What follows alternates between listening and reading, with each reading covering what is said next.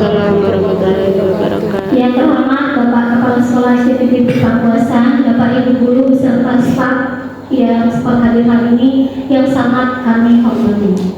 Di sini izinkan saya, Wan Suryana, merupakan CGP Angkatan 10 dari SDPB Pakuasan, Kabupaten Musi Banyuasin, untuk menyampaikan aksi nyata nomor 1.4 mengenai budaya positif.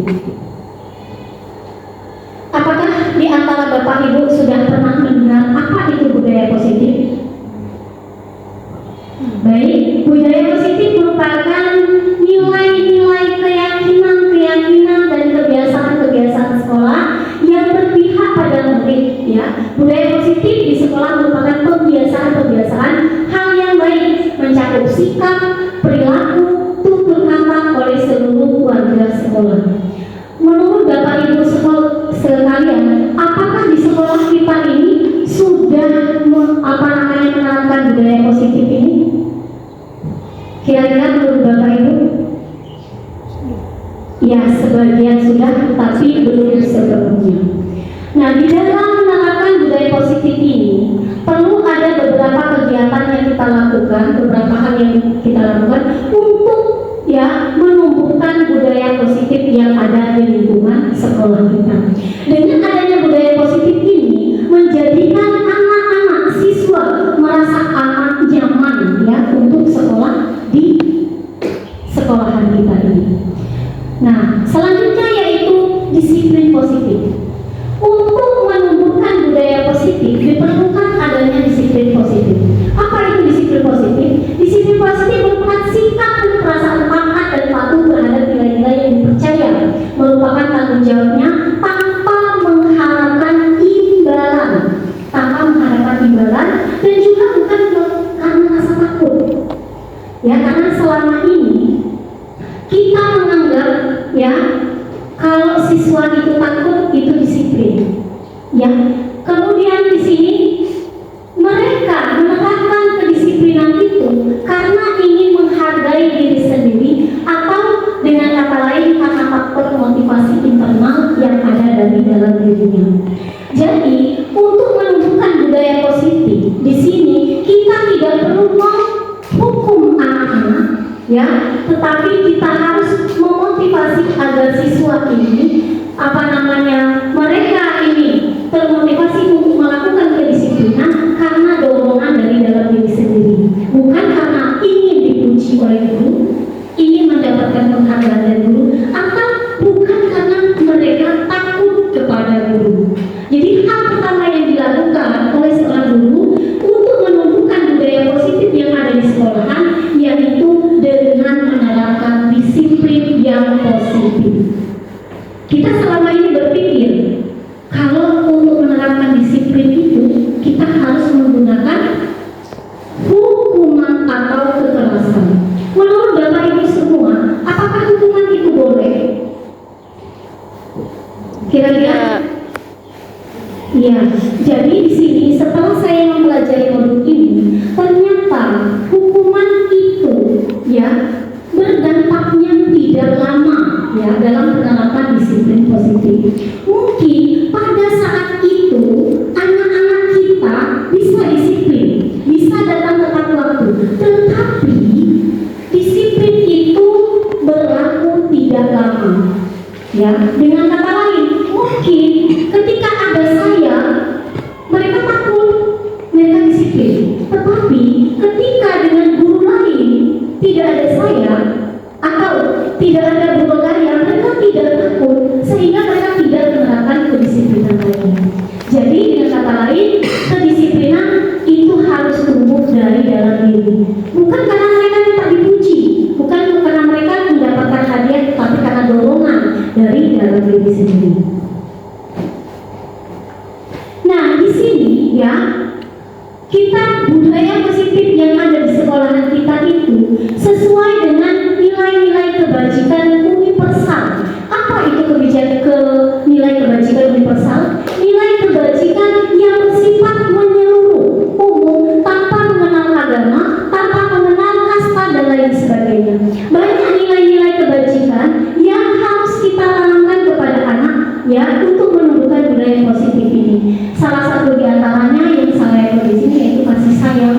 kejujuran, tanggung jawab, ya, kemudian kesabaran, percaya diri, kemudian lagi yang sesuai program belajar Pancasila, kreatif, mandiri dan lain sebagainya. Nah, di sini ya untuk menumbuhkan budaya positif tadi kita perlu ya berpatokan kepada nilai-nilai kebajikan yang bersifat universal ini. Nah, Bapak Ibu sekalian, pernahkah kita berpikir kenapa anak-anak melakukan sesuatu? Misalnya kayak anaknya Bu Dwi ya, mungkin dia nakal menurut kita. Pernah kita berpikir kenapa dia melakukan itu? Pernah nggak Bu Dwi? Halo. Pernah. Iya. Jadi pada dasarnya manusia melakukan sesuatu itu ya karena ada motivasi. Apa motivasi manusia melakukan sesuatu? Yang pertama untuk menghindari ketidaknyamanan atau hukuman. Biasanya anak melakukan sesuatu atau anak dia anggap disiplin terkadang bukan karena dorongan dirinya, tetapi dia takut kaki dihukum sama guru, ya, atau karena dia takut kaki merasa tidak nyaman. Yang kedua, untuk mendapatkan imbalan atau penghargaan dari orang lain. Ya, misalnya, oh aku mau datangnya cepet-cepet biar dikasih Bu Ana hadiah. Nah, apakah yang seperti ini baik menurut Bapak Ibu? Tidak. Karena apa? Karena ini bukan dorongan dari dalam diri sendiri. Ketika anak tidak mendapatkan penghargaan atau imbalan, maka anak ini cenderung tidak lagi melakukan kebaikan. Dia tidak mau lagi disiplin, dia tidak mau mengerjakan tugas. Karena apa? Dia tidak dikasih imbalan. Nah, ini juga kurang baik untuk perkembangan anak. Kalau hukuman tadi sudah tentu saja tidak baik ya Bapak Ibu, karena hukuman itu akan berdampak jangka panjang ya terhadap anak psikologis anak.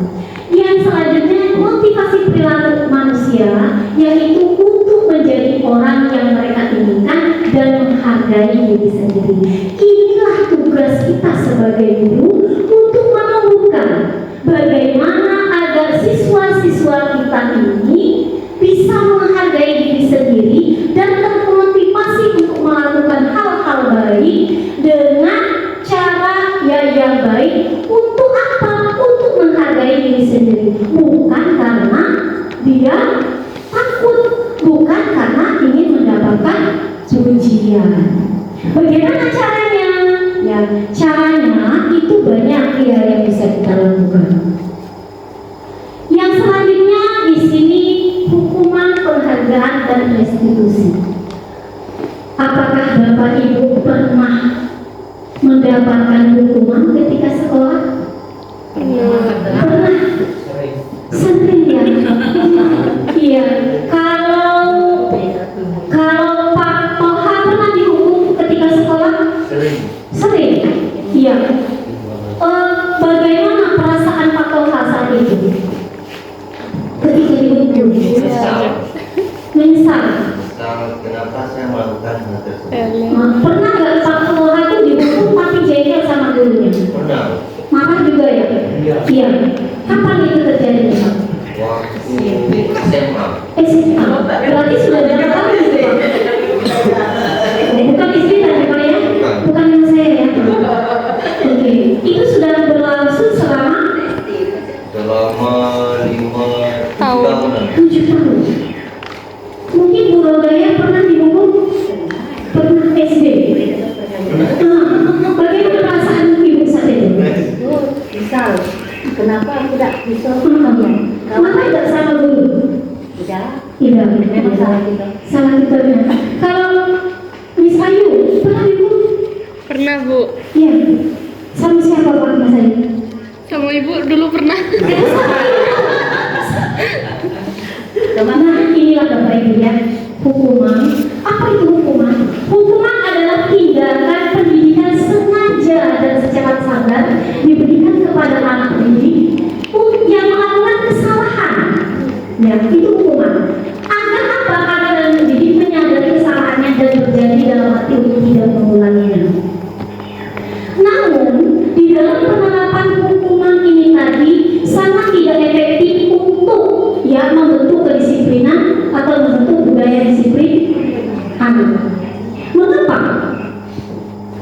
tahun yang lalu Pak Udin dihukum, itu masih membekas di memori anak-anak kita. 7 tahun yang lalu Bu Rodaya dari SD sampai sekarang sudah puluhan tahun, itu masih membekas dalam ingatan anak-anak kita. Maka dari itu Miss Ayu dengan saya, benar Miss Ayu, ketika sebelum saya menyadari belajar tentang modul 1.4 ini, saya benar-benar menyesal dan banyak sekali kekeliruan yang saya lakukan selama ini. Saya menganggap jika dulu hukuman ini adalah satu-satunya cara untuk mendisiplinkan siswa, tetapi ternyata itu akan membuat efek yang sangat tidak baik untuk perkembangan jiwa anak. Anak yang dihukum ini akan merasa menjadi orang yang gagal, ya. Ya ampun. Menjadi orang yang gagal, dia cenderung akan menyalahkan dirinya sendiri dan dia akan marah kepada orang-orang yang lain. Jadi maka dari itu hindari Bapak Ibu ya sekarang ini hukuman. Yang selanjutnya yaitu konsekuensi. Apa sih bedanya antara konsekuensi dan hukuman? Di luar. Ada yang bisa membedakan? Konsekuensi dan Kita dulu baik.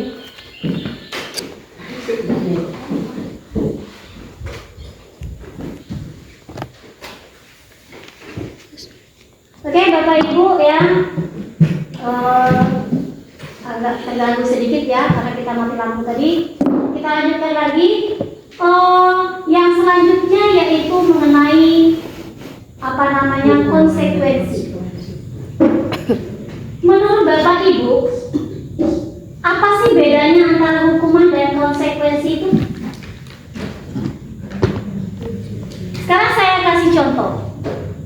Misalkan anak menumpahkan air ke meja, kemudian kita menyuruh anak untuk mengelap meja yang terkena tumpahan air tersebut.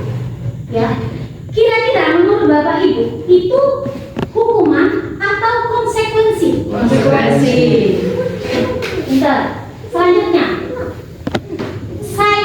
misalnya anak saya terlambat datang ke kelas, kemudian saya minta anak-anak untuk keliling lapangan. Hukuman atau konsekuensi? Lantas apa bedanya antara konsekuensi dan hukuman? Hukuman dari yang memberi. Kalau hukuman itu sesuatu yang yang dijatuhkan, Dijatuhkan. Kalau konsekuensi itu tanggung jawab Resiko. karena sudah Bagus. Resiko. Ya. Kalau buat nih, apa kira-kira bedanya antara hukuman dan konsekuensi? Kalau hukuman itu diberikan semacam sanksi ya untuk diharapkan perubahan anak ya. Kalau konsekuensi ini biasanya itu masih ada hubungan dengan masalahnya ya, jadi pertanggungjawaban sama seperti Bu Ana tadi. Oke. Yang lain mungkin ataukah? Sama saja. Baik. Hebat semua Bapak Ibu. Antara hukuman dan konsekuensi itu berbeda Bapak Ibu. Di dalam hukuman itu tidak ada toleransi, tidak ada hubungan antara kesalahan dan tindakan yang kita lakukan. Hukuman yang kita lakukan. Saya kasih contoh. Apa hubungan antara keterlambatan siswa dengan keliling lapangan? Tidak nyambung kalau bahasa kita ini, ya kan? Tetapi di dalam konsekuensi itu ada korelasi. Karena dia melupakan air, dia harus bertanggung jawab. Karena hidup ini penuh dengan konsekuen. Ya, kita harus konsekuen dengan apa yang kita lakukan. Begitu dia melupakan air, dia harus bertanggung jawab. Itu. Yang kedua, hukuman itu tidak ada kesepakatan antara pemberi hukuman dan yang dihukum. Itu suka-suka saya, ya. Saya yang hukum, kamu begini. Itu hukuman. Jadi tidak ada kesepakatan, ya, antara siswa dan guru yang memberi hukuman. Kalau pada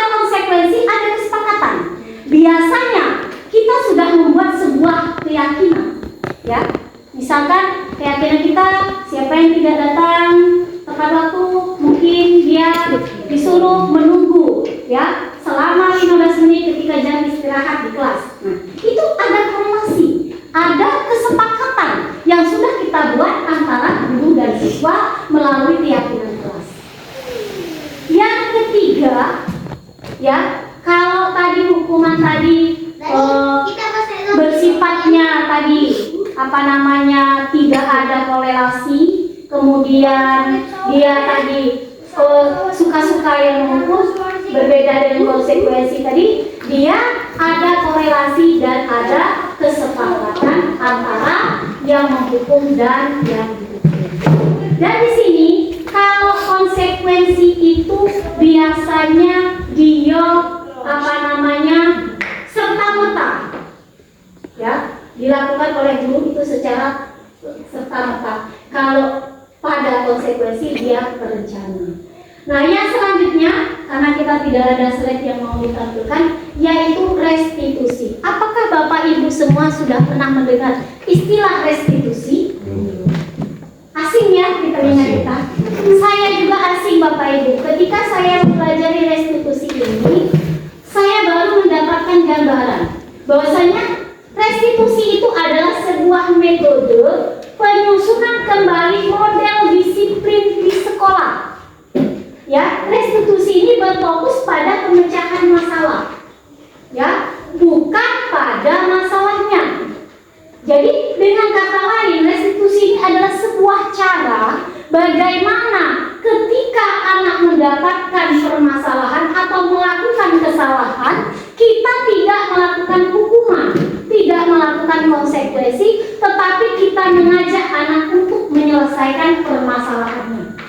Ya, kita ajak anak-anak untuk menyelesaikan permasalahan yang mereka hadapi dengan cara mengajak siswa menemukan sendiri apa solusinya. Misalnya dia datang terlambat, kita ajak anak ya untuk bagaimana sih caranya agar kita itu tidak terlambat terus. Bukan kita yang menentukan, tetapi anak sendirilah yang menentukan caranya agar dia tidak terlambat lagi ke sekolah. Jadi beda ya Bapak Ibu antara ketiga itu. Menurut Bapak Ibu kira-kira yang bakal menumbuhkan budaya positif yang mana dari ketiga ini? Restitusi, benar sekali ya. Jadi dengan adanya segitiga restitusi ini akan tercipta budaya positif yang ada di sekolahan kita. Yang selanjutnya yang bisa kita lakukan yaitu dengan membuat sebuah keyakinan kelas. Apakah di kelas Bapak Ibu sudah memiliki keyakinan kelas? Wali kelasnya sudah pernah mendengar istilah keyakinan kelas? Belum. Oke. Di tahun ajaran baru nanti, mari sama-sama kita buat keyakinan kelas. Apa sih itu keyakinan kelas? Beda nggak keyakinan kelas itu dengan peraturan kelas atau tata tertib sekolah kelas? Beda nggak kira-kira Bapak Ibu? Menurut Bapak Ibu? Bapak Ibu baru dengar ini ya keyakinan kelas. Kalau selama ini apa? Kesepakatan kelas. Ya. Ada lagi yang lainnya? Oke. Keyakinan kelas ini adalah semua tindakan yang dilakukan berdasarkan keyakinan yang sudah disepakati di kelas. Jadi kesepakatan yang sudah, keyakinan yang sudah disepakati bersama di kelas. Sekarang saya mau tanya, Bapak Ibu kemarin bulan puasa enggak? Puasa. Ada yang makan minum ketika puasa? Ada. Malam deh. Siang. Yang puasa. Apakah Bapak Ibu melihat Tuhan? Apakah ada yang mengawasi Ibu, Bapak Ibu ketika puasa? Kenapa Bapak Ibu tidak makan, tidak minum? Ada keyakinan. Iya, karena yakin ya. Yakin kalau makan minum itu membatalkan Puasa. Nah, maka dari itulah kita perlunya membuat keyakinan kelas. Agar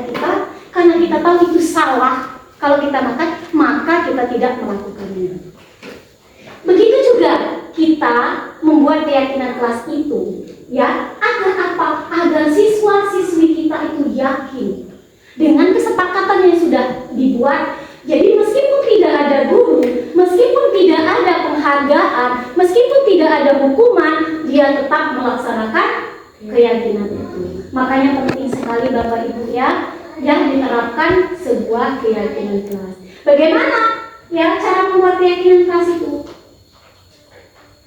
Sama, kita libatkan seluruh warga kelas. Kita ajak anak-anak membuat seperti tadi, ya. Kita ajak apa kira-kira peraturan kelas kita. Dari peraturan kelas itu kita rumuskan, kita kerucutkan menjadi nilai-nilai yang universal tadi, kemudian barulah kita sepakati. Ingat, dalam pembuatan keyakinan kelas itu jangan hanya guru, tetapi libatkan semua siswa. Karena kalau guru saja yang membuat, siswa biasanya tidak mau mentaati itu. Tapi karena ini sudah dibuat sama-sama, ya, insya Allah mereka akan ikut juga meyakini itu. Yang pertama yang perlu dilakukan, melakukan diskusi bersama warga kelas. Tadi kira-kira apa yang kita ajak anak-anak kita. Ini di awal tahun Bapak Ibu ya, perlu kita rumuskan apa saja kesepakatan kelas kita. Kesepakatan kelas itu jangan terlalu banyak. Karena kalau dia terlalu banyak, iya nanti anak-anak susah untuk mengingatnya. Kemudian mencatat semua peraturan kelas, catat semua. Setelah kita catat, kita ambil ya, mana kita rumuskan dari yang kesepakatan itu tadi, kita rumuskan apa yang akan menjadi keyakinan kelas, kemudian kita tulis. Setelah itu kita tinjau, kira-kira kesepakatan keyakinan yang sudah kita buat ini tadi, ya, bisa kita terapkan atau tidak. Jangan terlalu luas, jangan juga terlalu banyak. Terus lagi kalau sudah, itu minta anak-anak untuk tanda tangan. Kalau anak kelas bawah mungkin bisa cap jempol, ya. Kalau mau tanda tangan mungkin dia belum bisa, kita cap jempol dan lain sebagainya. Setelah itu kita tempel. Kami sebenarnya sudah membuat Bapak Ibu ya, hanya baru di kertas kecil. Jadi kami buat di sini kesepakatan. Ada nilai universalnya disiplin. Jadi dan di sini perlu digarisbawahi. Pada keyakinan kelas tidak menggunakan kata negatif. Semuanya kata-kata positif. Ya. Jadi kalau di sini kami datang dan pulang sekolah tepat waktu. Jadi jangan gunakan kata jangan terlambat, tidak boleh terlambat. Nah, itu jangan gunakan kata-kata negatif. Karena apa Bapak Ibu ya? Kata-kata yang negatif itu terkadang itu menjadi sebuah sugesti. Ketika kita katakan tidak, anak itu menjadi sebuah sugesti untuk melakukan itu. Maka hindari kata-kata negatif. Sebaiknya kita gunakan kata-kata yang positif. Jadi kalau kami sudah ada ini disiplin, aktif, bertanggung jawab, bergotong royong, menghargai, hormat dan santun. Anak-anak setiap hari saya suruh baca ini. Agar apa? Agar dia ingat ini adalah keyakinan mereka. Jadi ini ya diminta untuk meyakini. Ada dan tiada saya, ini tetap mereka katakan. Oke, Bapak Ibu sekalian, yang selanjutnya kebutuhan dasar manusia. Ketika tadi kita berbicara tentang motivasi, kita sudah paham bahwasanya setiap manusia melakukan sesuatu itu pasti ada tujuan. Begitu juga anak-anak kita melakukan sesuatu itu pasti karena ada tujuan dan karena kebutuhan.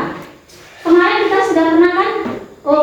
Kecuali Bu Agni sama siapa Mas Hendri ya, kemarin memang tidak kami libatkan karena saya hanya mengambil 5. Itu kebutuhan dasar manusia.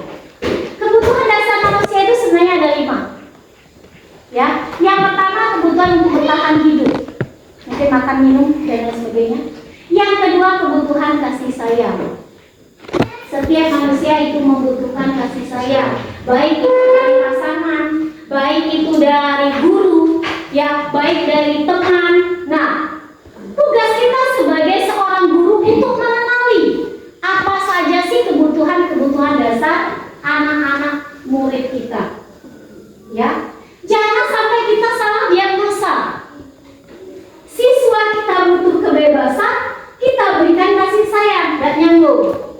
Dan jangan juga ketika anak melakukan suatu perilaku kita langsung jas anak nakal. Jangan Bapak Ibu ya. Kita lihat kenapa anak-anak kita melakukan ini. Makanya sebagai seorang guru kita harus sering-sering melakukan refleksi. Ya. Jadi yang pertama kebutuhan dasar tadi adalah kebutuhan untuk bertahan hidup. Yang kedua kebutuhan kasih sayang. Apakah Bapak Ibu semua juga memiliki kebutuhan dasar kasih sayang? Iya. Rata-rata Bu Agni ya kemarin setelah saya lakukan survei, guru-guru yang ada di Bukit Pamkuasa ini kebutuhan dasarnya adalah kasih sayang. Kecuali guru saya, dia butuh akan kekuasaan. Ya, saya baru tahu. Teman-temannya dia setelah diisi surveinya ternyata dia butuhnya kekuasaan.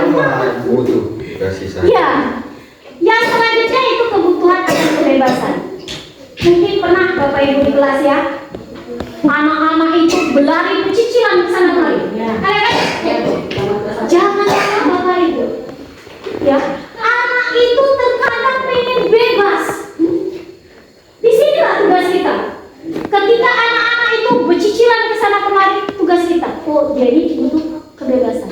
Bagaimana cara kita? Ya, agar anak ini tadi terpenuhi kebutuhannya, agar dia tidak melakukan hal-hal negatif untuk memenuhi kebutuhannya ini tadi. Ya, kemudian kebutuhan akan kesenangan. Kadang dia bosan, gurunya cuma gitu-gitu aja, dia tidak senang, makanya dia bertingkah. Ya, karena apa? Agar kesenangan dia terpenuhi. Maka dari itu guru itu harus peka melihat anak. Saya kemarin Bapak Ibu ya, setelah saya lakukan survei, saya terperanjat sekali. Saya pikir siswa saya hanya membutuhkan kasih sayang dan perhatian dari saya. Ternyata ada 1-2 orang anak yang kebutuhan dasarnya adalah kebebasan. Dan ternyata setelah saya lihat, anak ini memang di rumah mungkin sering juga dikurung sama orang tua. Dan di sekolah mungkin dia tidak bebas.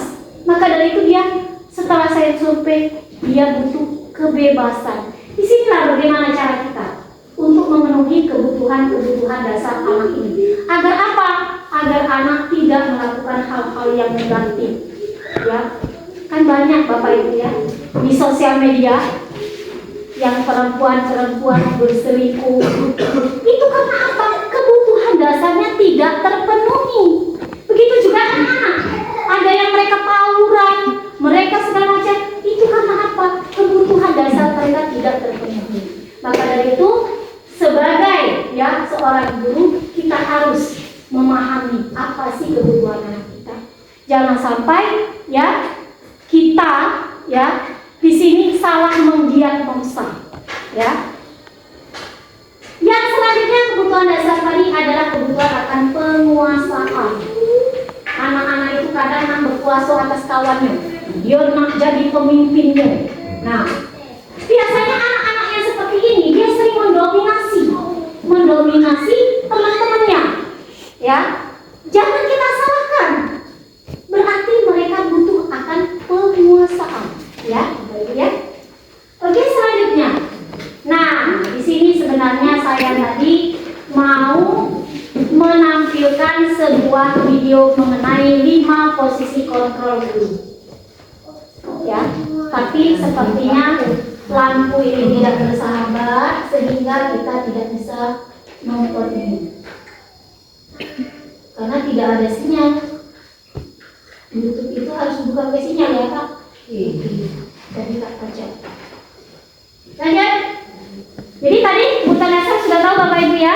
Jadi kebutuhan dasar kita itu ada 5. Kebutuhan bertahan hidup. Yang kedua kasih sayang. Yang ketiga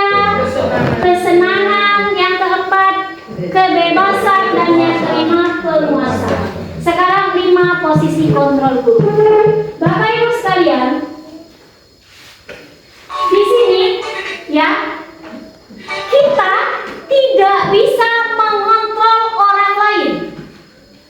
Hanya orang itulah yang dapat mengontrol dirinya sendiri. Sekarang saya ibaratkan, Bapak Ibu megang sesuatu berlian dalam tangan Bapak Ibu. Bayangkan, kalau saya suruh buka tangan Pak On, kira-kira Pak On buka nggak? Enggak ada berlian. Ya. Kemudian kira-kira kalau saya marahi Puspita, buka nggak tangannya? Enggak. Karena apa? Karena berlian di tangan. Karena takut. Ketika saya misalnya Bu Ana, saya kritiki, saya apakan, kira-kira Bu Ana masih buka? Tidak. Tidak. Karena tetapi ketika Bu Ana mau membuka sendiri tangannya, akan Ibu buka kan? Kalau Ibu mau sendiri? Iya. Nah, walaupun tidak saya perintah, kalau dia mau buka, buka ya. Kalau dia, meskipun saya paksa buka segala macam, dia tidak akan buka. Karena ini ada, dia tidak mau buka. Itulah kita. Sendiri. Ya, kita tidak bisa mengontrol orang lain. Hanya orang itulah yang bisa mengontrol diri kita sendiri. Tapi di sini kita punya posisi kontrol kita sebagai seorang guru. Ketika anak melakukan kesalahan, guru tidak boleh melihat begitu saja. Ada tipe-tipe guru itu yang cuek. Ada ya? Ada. Anak yang melakukan kesalahan, biarkan saja. Tidak bisa Bapak Ibu ya. Tidak akan tercipta budaya positif. Posisi pertama, kontrol guru adalah penghukum. Kira-kira di kelas ini, siapa yang biasanya tukang hukum? Saya. Saya. Pertama sekali saya menjadi guru, saya posisi yang paling sering saya kontrol, yang paling sering saya lakukan adalah posisi kontrol sebagai penghukum. Mungkin di antara Bapak Ibu guru, sayalah orang yang paling sering menghukum. Satu. Nah, sekarang bagaimana tipe-tipenya kalau kita menerapkan kontrol kita sebagai penghukum? Biasanya penghukum itu nada bicaranya keras, nunjuk-nunjuk, Otoriter. nah itu sisi penghukum. Dan dia tidak mau tahu, ya, tidak ada toleransi. Begitu anaknya datang terlambat, sebenarnya saya tadi mau melihat lagi video. Begitu anak terlambat, hei kamu, nah, suara kencang, melotot, nunjuk-nunjuk, ya. Nah, itu posisi penghukum. Kira-kira posisi penghukum ini Bapak Ibu akan menumbuhkan kedisiplinan tidak Bapak Ibu? Tidak. Andai pun dia disiplin, kata saya tadi, jangka pendek. Ketika ada saya, mungkin dia disiplin karena dia takut, karena dia mau takut dihukum. Nah, ketika ada yang lain, dia tidak disiplin. Jadi hindari Bapak Ibu posisi kita yang ini, posisi kontrol yang ini penghukum. Kita beralih ke yang selanjutnya, yaitu yang kedua, pembuat rasa bersalah. Saya contohkan, misalnya ada anak yang tidak mengerjakan PR. Pernah ada Bapak Ibu berkata begini, "Oh nak, Ibu bilang capek nih nak dengan kau. Apa kau tidak kasihan nak dengan Ibu ini nak?" Pernah ada Bapak Ibu? Tidak menghukum tapi Iya. sering Ya Allah nak, mau jadi apa kau ini nak? Ya, pernah ya Bapak? Ya. Berarti posisi saat itu yang Ibu lakukan adalah pembuat rasa bersalah. Kalau pada hukuman tadi Bapak Ibu, anak-anak akan merasa menjadi orang yang gagal. Dia akan marah kepada guru, dia akan dendam kepada guru.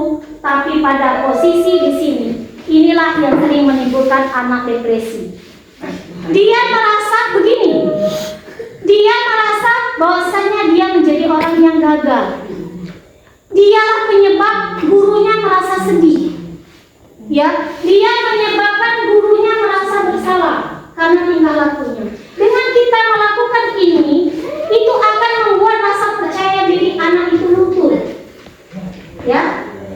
jadi mulai sekarang jangan lagi kita berada di posisi pembuat rasa bersalah, karena itu tidak baik bagi perkembangan anak, baik itu disiplinnya, ya. Karena selama ini kita benar, saya juga merasa selama ini saya menganggap disiplin itu harus dipaksa, disiplin itu harus dihukum, ya. Selama ini dengan kita merengek-rengek dengan anak, woi Nana, coba Nana, kasih aku ini dimarah dulu, dimarah pas sekolah kali, udah ngapalah saya dengan begitu. Menurut kita selama ini itu efektif, tetapi ternyata ibu ya, bapak akan menumbuhkan rasa tidak percaya diri, ya, bagi anak dan cenderung menyalahkan dirinya sendiri, sehingga dia kadang-kadang anak merasa depresi. Yang posisi ketiga adalah teman. Pernah ada Pak Wan mungkin anak datang ke sudahlah, Pak pernah, ya dulu ya, misalnya anak dalam kantor, Bu aku datangnya, sudah, apa besok sekali lagi. Kalau lagu 3 kali tidak apa-apa nak. Jadi kita cenderungnya seperti teman. Kita menganggap mereka berteman dengan kita. Posisi ini bagus, Bapak Ibu ya. Biasanya di posisi ini, kalau di pembuat rasa bersalah tadi memang tidak menunjuk, kemudian kata-katanya tidak kasar, slow ya. Kemudian lagi tidak mentah-mentah, tetapi itu efeknya tadi ya, membuat rasa tidak percaya diri dan depresi. Di teman ini kata-katanya juga lebih halus, bahasanya bahasa gaul ya. Tetapi ada efek yang tidak baik juga.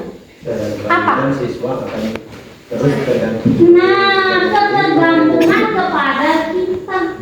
Dia akan ketika ada tugas, tidak usah lah dikerjakan. Sudah dimarah. Nah, pasti tidak dimarahi. Terus kawan-kawannya yang sini Ya, teman-teman yang lain pun juga akan seperti itu.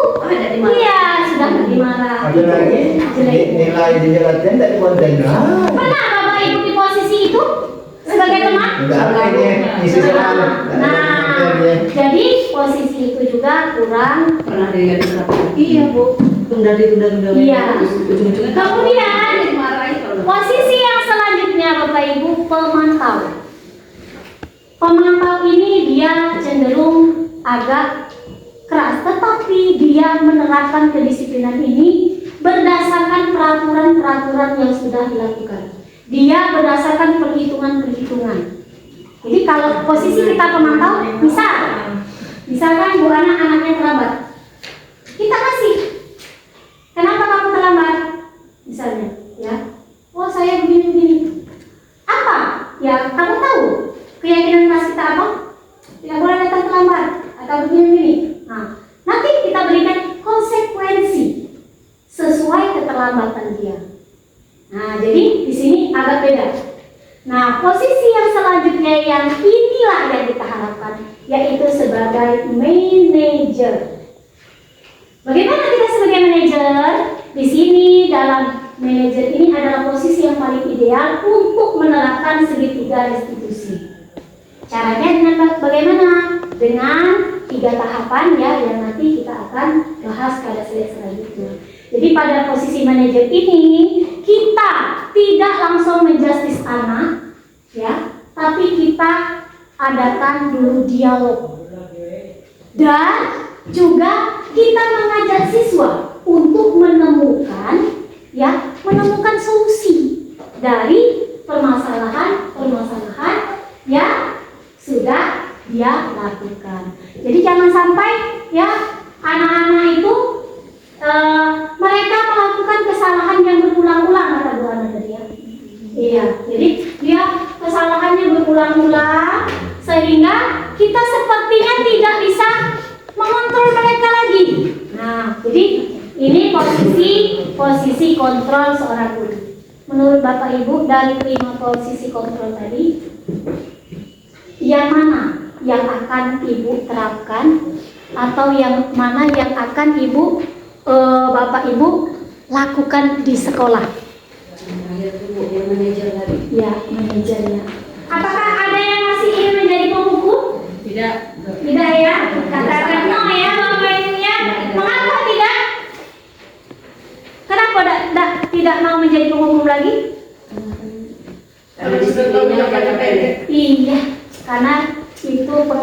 hubungan jangka pendek, dan itu bisa mempengaruhi anak psikologisnya dalam jangka waktu yang lama. Bayangkan Pak Udin tadi sudah bertahun-tahun ya masih terkenang memorinya ya sampai saat ini. Ya, jadi mulai sekarang Bapak Ibu ya kita mulai berubah Bapak Ibu ya. Setidaknya kita posisi tenang lah. Teman tahu manajer, jangan lagi sebagai penghukum atau pembuat rasa bersalah, karena itu akan menimbulkan efek yang negatif terhadap anak. Walaupun teman ini tadi katanya tadi agak kurang bagus juga, ya, karena anak akan ketergantungan dan akan mempengaruhi teman-teman yang lain. Oke, lanjut ya Bapak Ibu.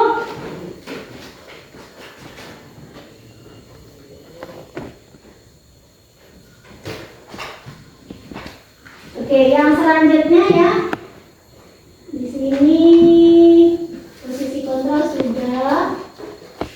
Nah, ketika kita menjadi manajer tadi, kita sudah merupakan posisi kontrol yang paling ideal dalam penerapan segitiga restitusi.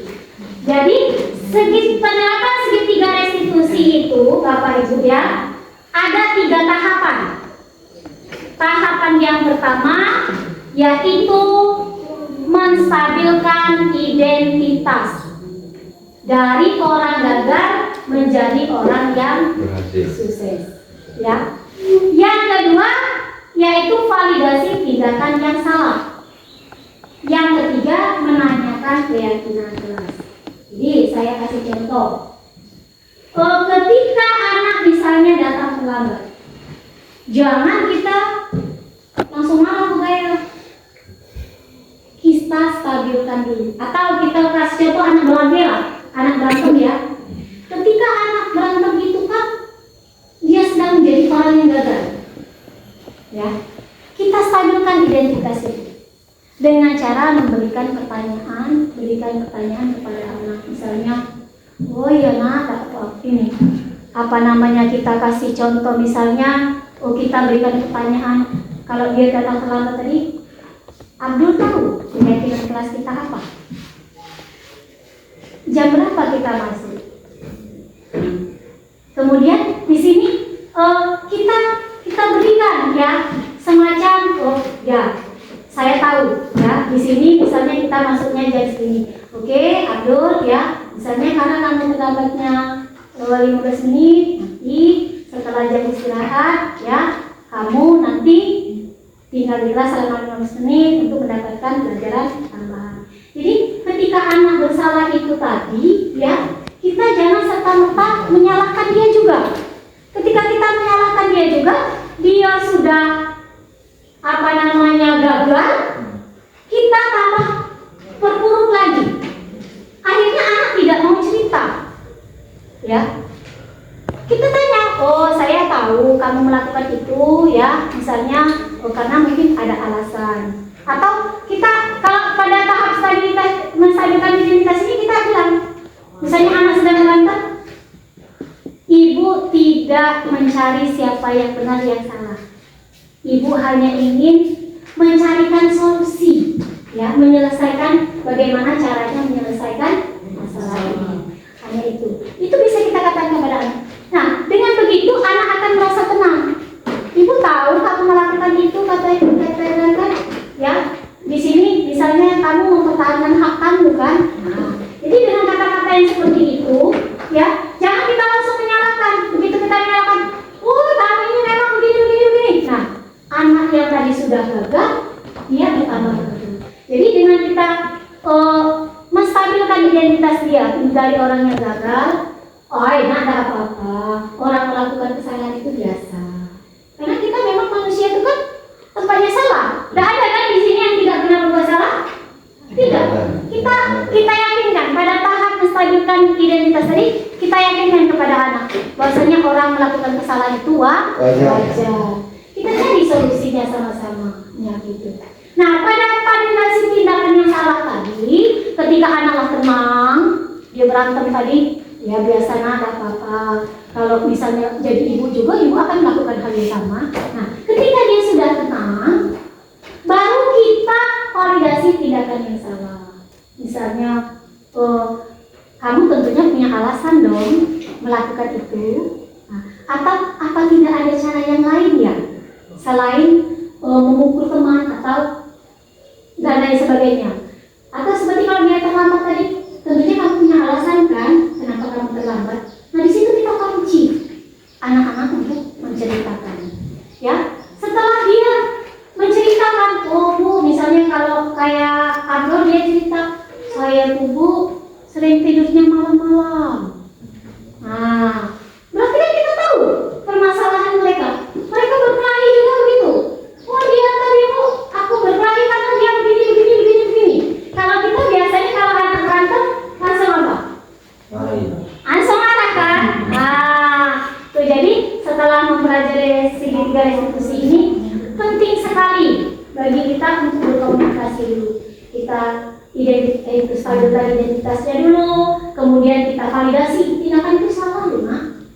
Ya, menghajar teman misalnya, memaki-maki teman, datang terlambat itu merupakan tindakan yang salah. Tentunya kami punya alasan. Nah, barulah dari situ setelah anak mau berbicara, baru kita kaitkan dengan keyakinan kelas tadi. Makanya penting sekali itu keyakinan kelas. Coba kamu ingat-ingat, kayak saya tadi, coba kita ingat-ingat keyakinan kelas kita tentang disiplin.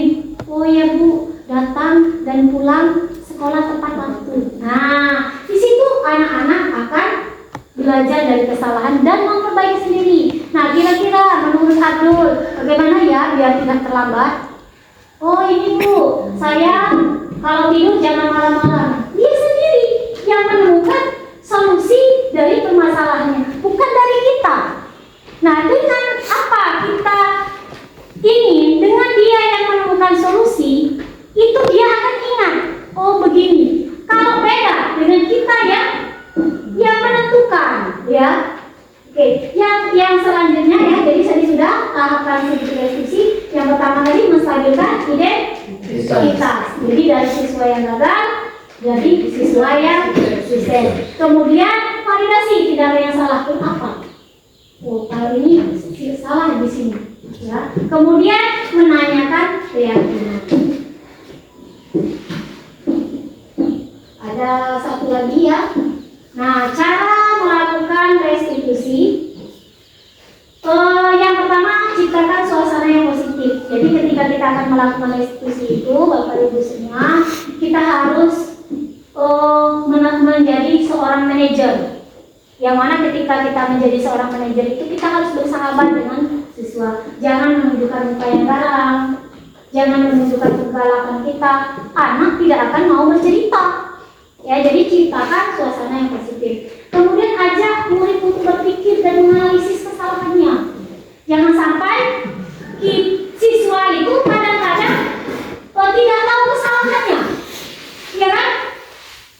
Kamu tahu nggak kenapa ibu panggil ke sini? Tidak tahu. Nah, jadi jangan sampai siswa tidak tahu kesalahannya. Jadi kita lihat apa yang salah. Makanya pada tahap validasi tindakan yang salah tadi kita munculkan yang salah dari itu apa, ya.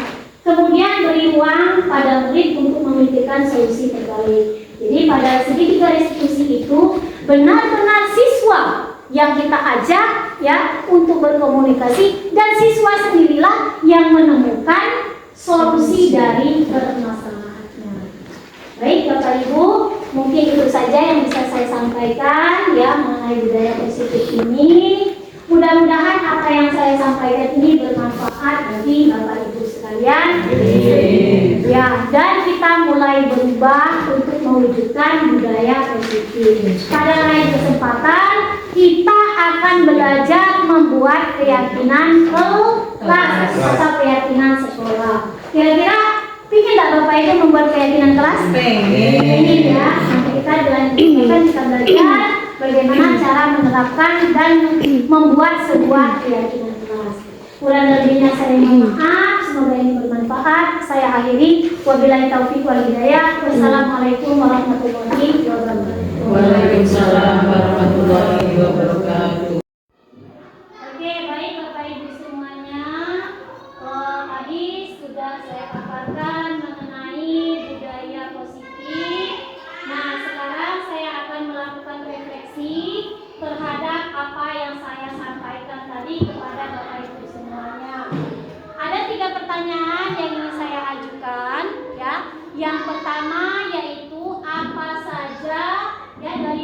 yang sudah saya sampaikan tadi, yang sudah Bapak Ibu pahami. Dan yang kedua, materi yang sudah saya sampaikan tadi, materi mana yang masih belum Bapak Ibu pahami. Dan yang ketiga, kira-kira bagaimana perasaan Bapak Ibu ketika mengikuti desiminasi yang sudah saya sampaikan tadi beserta alasannya. Siap Bapak Ibu semua? Siap. Baik, akan saya bagikan kertas. Ya, di sini satu orang akan mendapatkan 3 kertas ya Bapak Ibu ya. Nah, soal yang pertama nanti tulis di kertas yang ke-1 dan yang nomor 2 yang kedua ini. Nanti yang ketiga tentang perasaan nanti di kertas yang berbeda. Ya Bapak Ibu ya. Silakan, tidak perlu ditulis namanya Bapak Ibu ya. Jadi soal yang pertama tadi yang sudah Bapak Ibu pahami, yang kedua yang belum dipahami, dan soal yang ketiga perasaan Bapak Ibu ketika mengikuti desiminasi ini. Kalau yang kertasnya kurang nanti boleh minta lagi Bapak Ibu ya.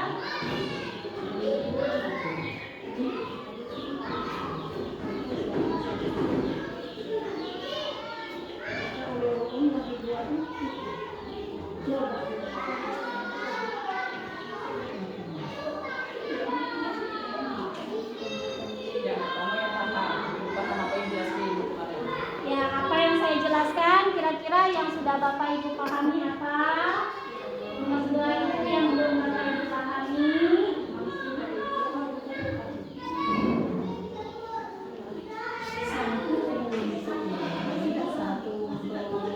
Ya, 1 untuk yang sudah dipahami, 1 yang belum dipahami.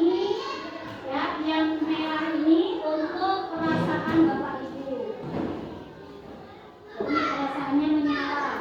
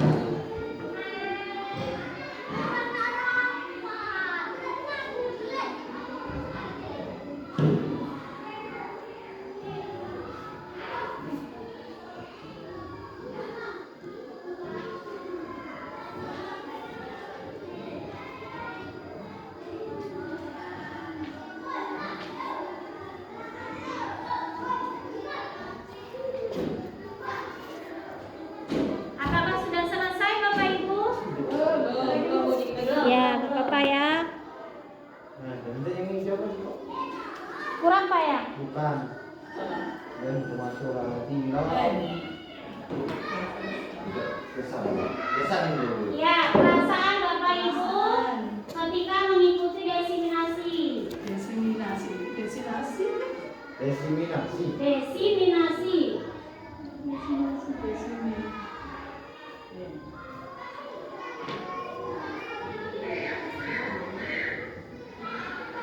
Jadi budaya positif itu bisa kita ciptakan dengan adanya disiplin yang positif.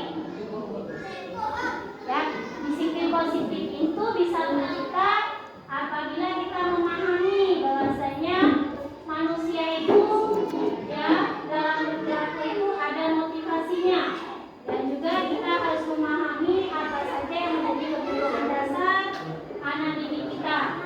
Ya. Perasaan ketika mengikuti desiminasi.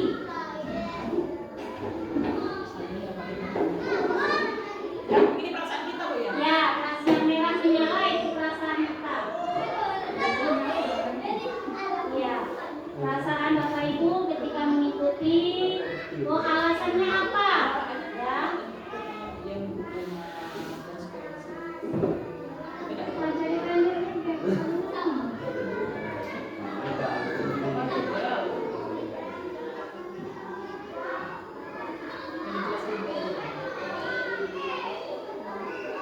Intinya Bapak Ibu kita diharapkan dapat menerapkan restitusi ya di lingkungan sekolah kita agar apabila anak-anak melakukan pelanggaran kita tidak menggunakan hukuman lagi, tapi kita menerapkan restitusi.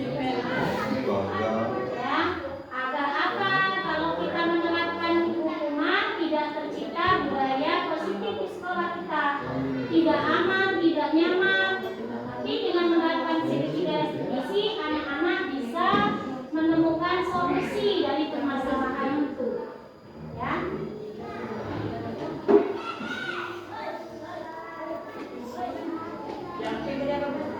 Perasaan Bapak Ibu ketika mengikuti acara ini boleh.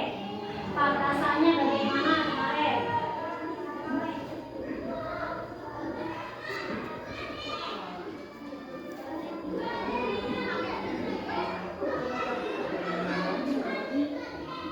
Ya, tadi kita sudah saya jelaskan ya. Jadi bagaimana perasaan Bapak Ibu setelah mengikuti kegiatan ini?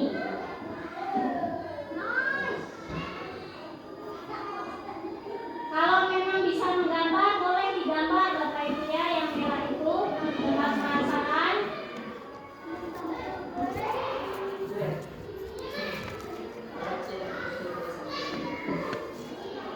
Nanti Bapak Ibu bisa mengembang dibaca sendiri ya.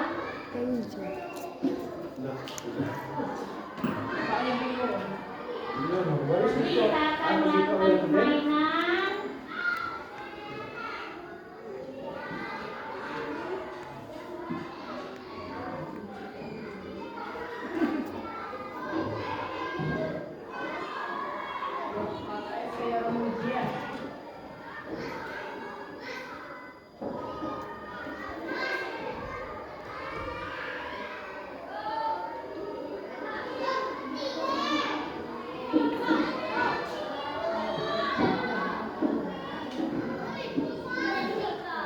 Yang gue ini apa?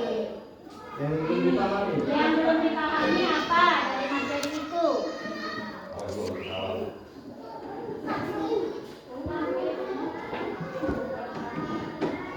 Gak apa-apa Ibu, Bapak Ibu ya, walaupun salah, gak hukum.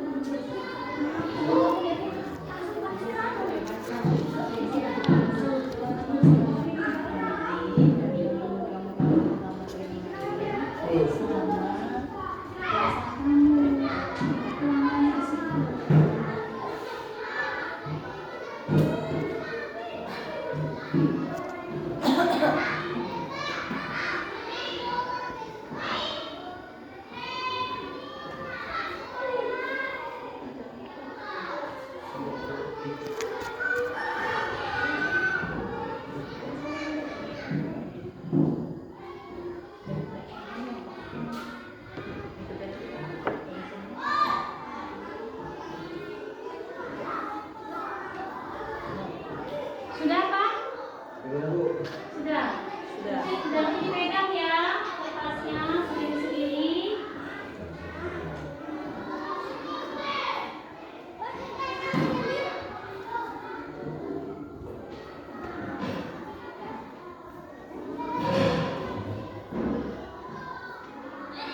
Sedikit aja nggak apa-apa loh Teh, ya.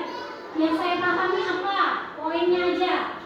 Yang belum saya pahami tentang apa? Artinya yang belum kita pahami akan kita review kembali, akan kita ulangi kembali. Ya, mungkin kita bisa melihatnya di topik PNM, ya. Puasa.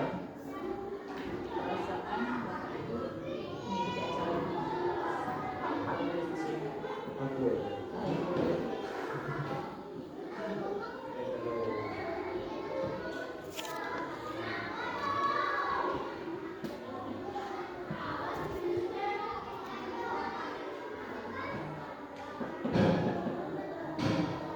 Kalau sudah nanti di kertasnya kita pegang sendiri-sendiri. Nanti kita bacakan sendiri-sendiri, tapi melalui permainan ya.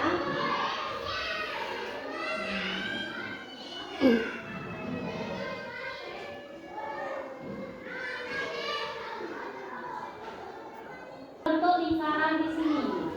Ya, kertasnya di bawah Bapak Ibu ya.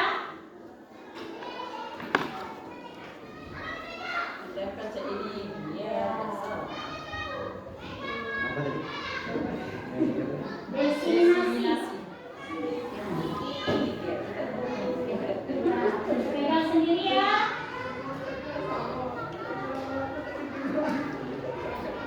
Kita bentuk lingkaran di sini.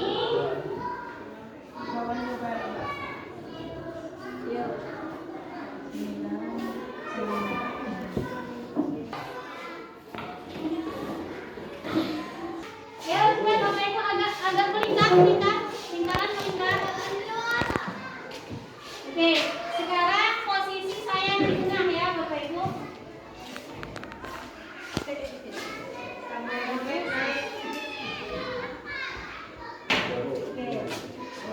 Permainannya, saya akan mengadakan permainan yaitu door, ya.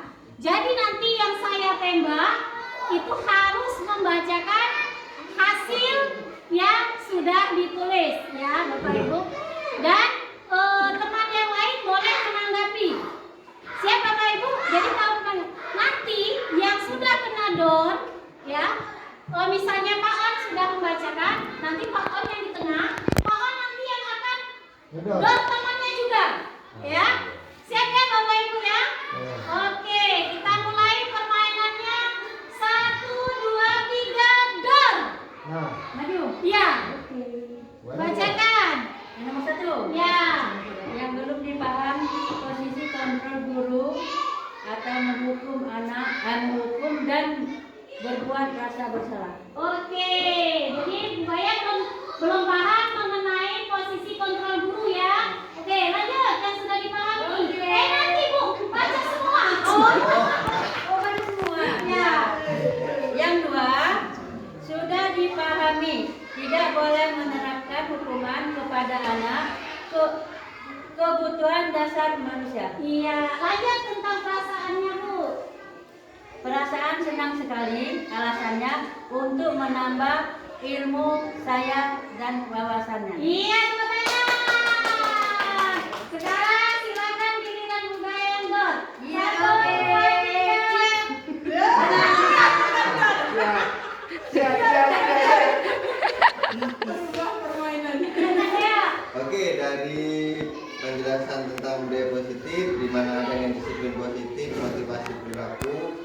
kebutuhan dasar dan posisi kontrol guru sudah dapat dimengerti dan dipahami dengan baik. Wow, mantap. Yang belum dipahami keyakinan kelas dan penjelasan tentang restitusi serta penjabarannya kurang saya pahami. Iya. Perasaan yang saya terima dari destinasi yang telah diberikan sangat bangga karena banyak sekali hal-hal yang belum saya mengerti tentang budaya positif, menjadi bertambahnya pengetahuan saya tentang budaya positif serta penjabarannya. Terima kasih. Iya, lanjut.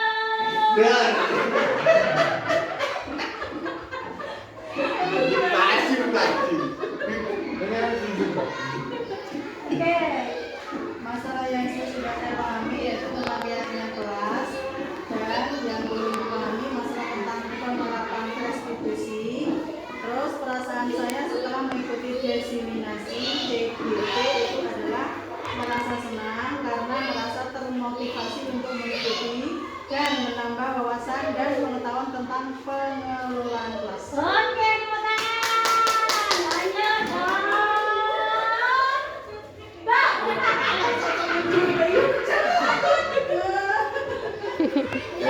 Tembakan yang kita ya. Oke, dari kegiatan yang saya ikuti hari ini, saya paham bahwa kebutuhan dasar manusia itu ada 5: bertahan hidup, kasih sayang, kesenangan, kebebasan, dan kemaslahatan. Oke, mantap. Namun ada yang belum saya pahami, yaitu cara mengaplikasikan restitusi untuk mendisiplinkan anak-anak. Sedangkan perasaan saya mengikuti kegiatan hari ini sangat senang dan berterima kasih kepada Ibu Wana karena kegiatan CGP Ibu Wana hari ini memberikan pelajaran kepada saya bahwa mendisiplinkan anak-anak tidak dengan cara menghukum. Iya, mantap. Ayo, 1, 2, 3.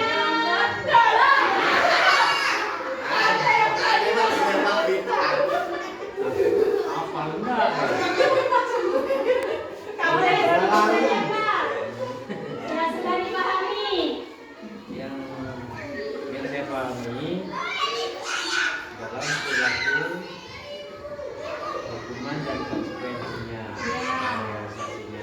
Maksud saya memang harus dari kegiatan kita belajar harus ada perubahan. Iya, oke, yang belum dipahami. Dalam perilaku manusia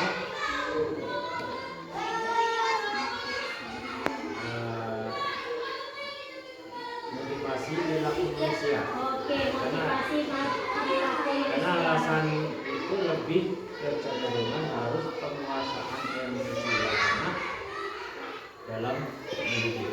Oke, lanjut. Rasanya, Pak. Rasanya senang karena banyak sekali manfaat yang berharga atas perubahan dari kegiatan yang dilakukan kegiatan belajar mengajar. Oke, aplaus dulu. Lanjut, Pak. Yang pertama, Yang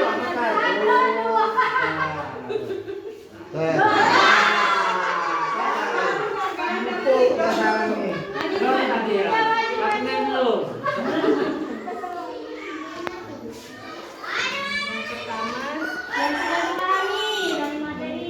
ya menghindari hukuman sama imbalan itu menghargai diri sendiri, jadi restitusi sama konsekuen Belum paham, belum paham. Oke. senang. Senang. Alasannya, Bu, senang. Senang mengikuti Kegiatan kegiatan ini bisa menambah ilmu. wawasan. Ya, bukan karena alasannya dapat nasi kotak, Bu, ya? Ya, berarti alasannya memang Oke. Ada tuh ini. Kasih lagi buat Go. Kok golnya ada bunyi? Abang saya cus Yang sudah saya pahami, yang pertama tentang tidak bolehnya menerapkan hukuman kepada siswa anak sendiri. Yang kedua, kebutuhan dasar manusia yang sudah saya pahami. Yang belum saya pahami yaitu tentang posisi kontrol guru, tentang penghukum dan pembuat rasa bersalah. Tentang mengikuti desiminasi ini, saya sangat senang karena bisa menambah wawasan dan ilmu pada saya. Iya, aplaus dulu. ada pilihan lagi. Bisa tiga. Kalau sampai suaminya doang.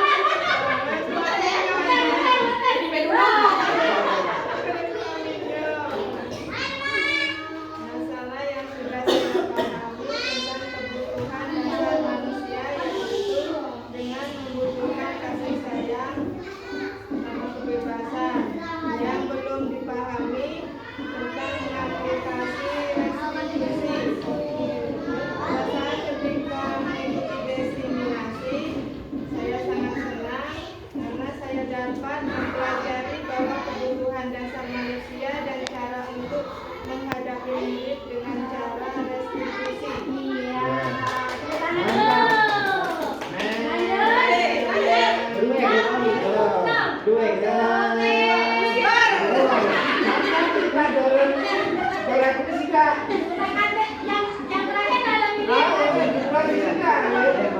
Yang terakhir dalam ini. Baik, saya akan membacakan tentang dari kegiatan demokrasi kemarin hari ini. Yang pertama itu yang sudah saya pahami, tentang kebutuhan dasar manusia dalam menerapkan budaya positif seperti bertahan hidup, kasih sayang, semangat, kebebasan, dan kekuasaan yang saya pahami dari kegiatan diseminasi hari ini. Yang kedua itu yang belum saya pahami, yaitu tentang tentang hukuman, konsekuensi, dan restitusi. Terus yang perasaan setelah saya mengikuti kegiatan diseminasi ini, itu saya senang karena banyak hal-hal yang tadinya belum saya pahami. Setelah mengikuti kegiatan diseminasi dari kegiatan yang sudah dipaparkan, saya menjadi lebih paham dan mengerti tentang budaya positif. Oke, aku dulu. Tak ada pilihan lagi.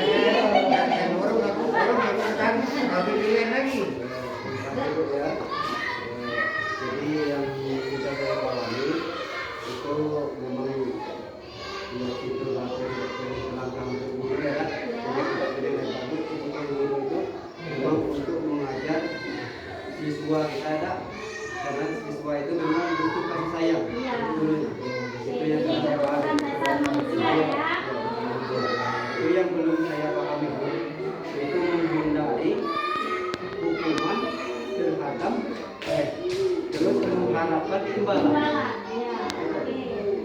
Itu perasaan saya sangat senang sekali mengikuti diseminasi banyak hal-hal yang tidak kami ketahui, tapi ternyata adanya kegiatan seperti ini kami banyak sekali hal-hal yang kami ketahui adanya acara ini. Terima kasih.